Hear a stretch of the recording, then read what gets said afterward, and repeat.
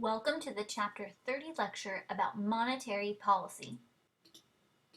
Let's start with a quick introduction. Remember, monetary policy is changes in the money supply by the Federal Reserve. The Fed changes money supply in an effort to affect interest rates, which then impacts consumption and investment. Let's first talk about monetary policy.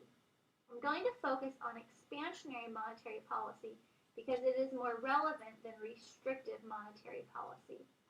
Expansionary monetary policy is when the Fed increases money supply, resulting in lower interest rates in an effort to stimulate the levels of consumption and investment spending. We are going to use the money market and theory of liquidity preference to analyze how this monetary policy works. The theory of liquidity preference is that interest rates adjust to bring money supply and money demand into balance. Supply, or MS for short, is controlled by the Federal Reserve. Money supply is fixed and will be represented on the diagram as a vertical line. Money demand, or MD for short, reflects how much wealth people want to hold in the liquid form. People hold money because it is the medium of exchange. How much money people hold depends on the prices of goods and services. The higher prices are, the more money people need in their wallets, thus increasing the demand for money. Remember, higher prices mean a lower value of money. The money market has interest rates on the vertical and the quantity of money on the horizontal axis. The money supply curve is vertical because the quantity of money in the economy is fixed by the Federal Reserve. The money demand curve is downward sloping, reflecting how much wealth people want to hold in the liquid form. Equilibrium interest rates occur where the two curves cross. If the Fed conducts expansionary monetary policy, money supply increases and the money supply curve will shift right. The result is a new lower equilibrium interest rate. Let's now look at how monetary policy impacts the ADAS model developed in Chapter 15. The price level is on the vertical and real GDP is on the horizontal axis. For simplicity, let's just focus on the aggregate demand curve. If we assume that the price level is fixed, then we can see the corresponding level of GDP in the economy. When interest rates fall, it is relatively cheaper to borrow, so consumption and investment spending increases, causing the aggregate demand curve to shift right. If the price level stays constant, the effect of the Fed's policy is an increase in GDP. The classical dichotomy and monetary neutrality. Variables are divided into two groups, nominal and real. Nominal variables are variables measured in monetary units, like wage and nominal GDP. Real variables are variables measured in physical units, like real GDP or employment.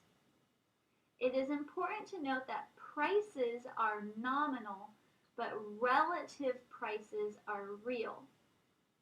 The classical dichotomy is the theoretical separation of nominal and real variables. You might think, why do we need to separate these variables? There are different forces that influence real and nominal variables.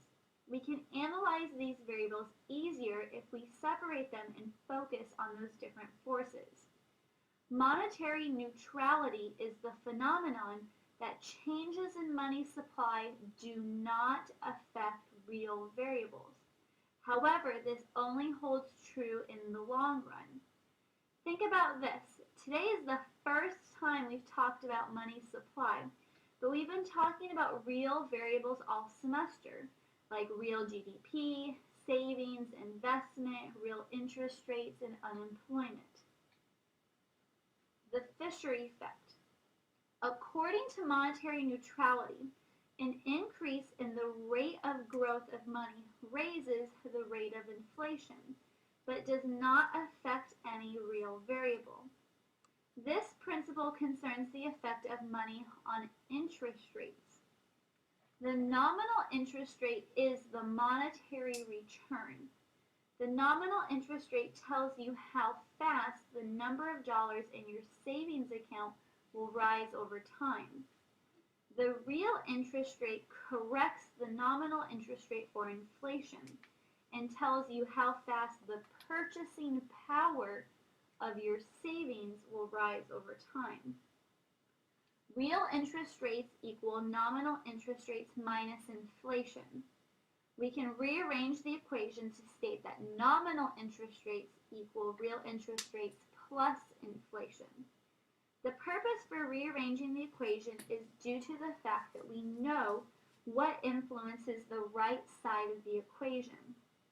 Real interest rates are determined by the supply and demand of loanable funds, which we discussed back in Chapter 8. Inflation, according to the quantity theory of money, is determined by growth in the money supply in the long run. If money is neutral and does not affect real variables like real interest rates, then the nominal interest rate must adjust one for one with the inflation rate. This relationship is called the Fisher effect.